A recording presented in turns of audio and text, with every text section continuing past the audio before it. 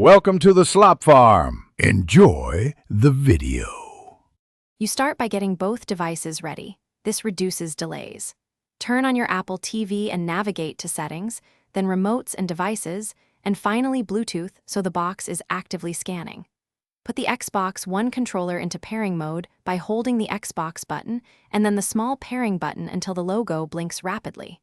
Once the controller blinks, it's discoverable. Make sure you stay within 3-5 meters without obstacles. Wireless interference can prevent detection, so move closer if the controller does not appear. You should now focus on pairing precisely because timing matters. With the controller's LED flashing, look at the Apple TV Bluetooth list and locate Xbox Wireless Controller or similar wording. Sometimes it appears as a short name. Use your Siri remote to select that entry. Press the touch surface to initiate pairing. Once selected, the Apple TV will show a connecting spinner and then a confirmation that the controller is connected. If it fails, cancel and repeat the controller hold sequence. Patience often fixes transient radio issues.